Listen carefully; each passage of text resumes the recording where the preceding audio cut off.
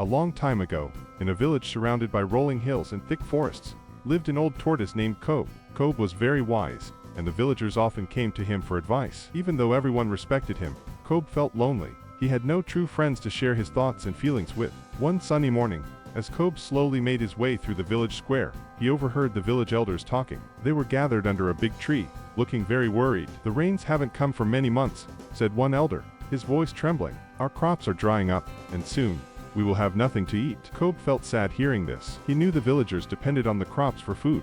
He approached the elders with a thoughtful look. "Have you asked the great Baobab?" he asked. The elders looked confused. "The great Baobab," they repeated. Kobe nodded. "Yes, the oldest and wisest tree in our land. It is said that the great Baobab knows the secrets of the rain and can call the clouds when needed." The elders talked among themselves. They had heard stories about the great Baobab, but no one knew where to find it. Finally, the chief, who wore a tall feathered headdress, turned to Kobe. "Wise Kobe," he said, "will you go on a journey to find the great Baobab and ask for its help?" Kobe felt excited about the adventure, but he stayed calm. "I will go," he said, "but the journey is long and dangerous. I will need a companion." News of Kobe's quest spread quickly, and soon, many animals gathered to offer their help. The leopard bragged about his speed, the elephant about his strength, and the monkey about his cleverness. Each animal wanted to go with Kobe, but Kobe chose none of them. Instead, he pointed to a small, colorful bird sitting on a branch. "I choose Anansi the weaver bird," Kobe announced. The other animals were surprised. "But Anansi is so small," they said. "How can he help?" Kobe smiled.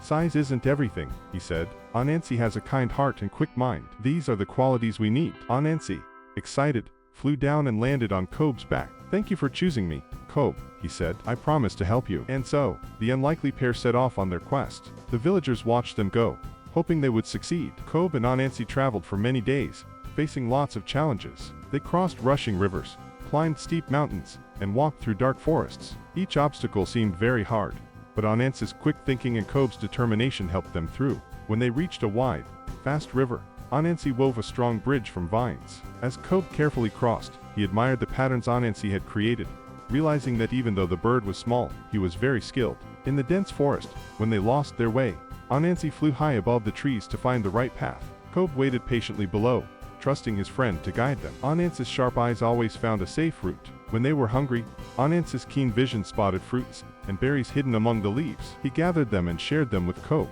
They laughed and told stories as they ate. One day, as they traveled through a particularly thick part of the forest, they heard a hissing sound. Suddenly, a huge python slithered out from the underbrush, blocking their path. "You shall not pass," the python hissed. "This is my territory." Kobe and Anansi were scared, but they stayed calm. Anansi quickly thought of a plan. "Oh mighty python," he said, "we mean no harm. We are on a mission to save our village from drought. Perhaps you could help us." The python was curious. "Help you?" it asked. "And why should I do that?" Anansi replied, "If you let us pass, we can bring back rain, and it will benefit all creatures, including you. The forest will be lush, and you will have plenty of prey to hunt." The python thought for a moment and then moved aside. "Very well," it said. "You may pass, but remember your promise." Kobe and Anansi thanked the python and continued on their journey. As they walked, Kobe praised Anansi for his cleverness. "You handled that very well," he said. "Your quick thinking saved us." Anansi smiled.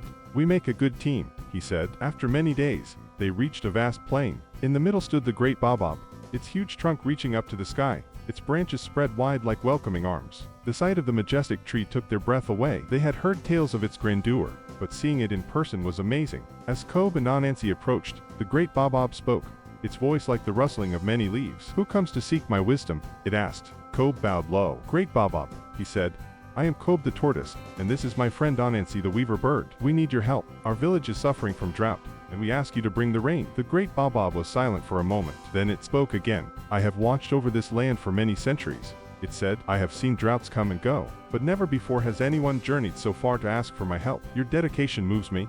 The great Baobab's branches began to sway, even though there was no wind. "I will help you," it said, "but first, you must answer this riddle.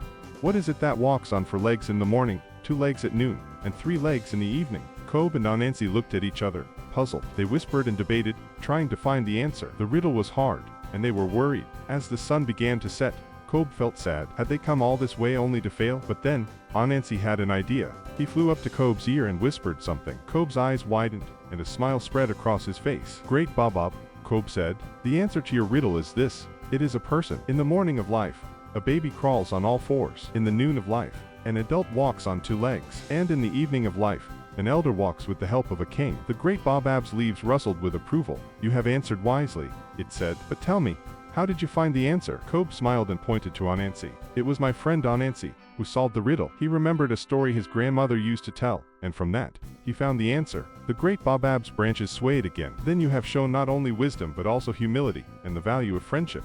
These are the qualities that truly matter. With that, the great Baobab began to sing. Its song was low and deep, resonating through the earth.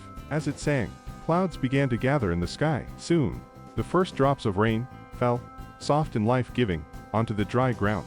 Kobe and Anansi danced with joy as the rain soaked the earth, reviving the plants and trees around them. They knew that soon, the rains would reach their village, bringing life back to the crops and hope to their people. As they prepared to journey home, the great Baobab spoke once more. Remember, it said, the rain comes not just from the clouds, but from the kindness and cooperation of all living things. When you work together and help each other, you create your own kind of magic. Kobe and Anansi thanked the great Baobab and began their journey home. As they traveled, they saw the land coming back to life. Flowers bloomed, rivers flowed, and animals came out of their hiding places, rejoicing in the rain. When they finally reached their village, they were greeted with great celebration. The villagers had seen the clouds gathering and felt the first drops of rain. They knew that Kobe and Anansi had succeeded. The crops, once dry and brown, began to sprout new green shoots. The rivers, dry and cracked, began to flow again. The village, once filled with worry, now buzzed with joy and gratitude. The chief, his feathered headdress shining, welcomed Kobe and Anansi with open arms. You have brought the rains and saved our village, he said. You are true heroes. But Kobe knew that the real treasure of their journey wasn't the rain. It was the friendship he had found with Anansi. From that day on, Kobe was never lonely again. He and Anansi remained best friends, sharing adventures and laughter for the rest of their days. And so, the story of Kobe and Anansi was told and retold, passed down from generation to generation. It became a reminder of the power of friendship, the value of different skills, and the magic that can happen when we work together. The villagers learned that everyone, no matter their size or strength, has something valuable to offer. They learned that true wisdom comes from kindness, cooperation, and seeing the worth of others. Kobe and Anansi's tale taught the villagers and their children that magic isn't just in ancient trees or hidden secrets. It's in the everyday acts of friendship and the willingness to help each other. And that, dear listeners, is a magic more powerful than any rain dance or spell, the magic of true friendship. And so, our story comes to an end, but its lessons live on. Remember, it is not our size or strength that matters most, but the kindness in our hearts and the wisdom to see the worth in others. When we work together and support each other,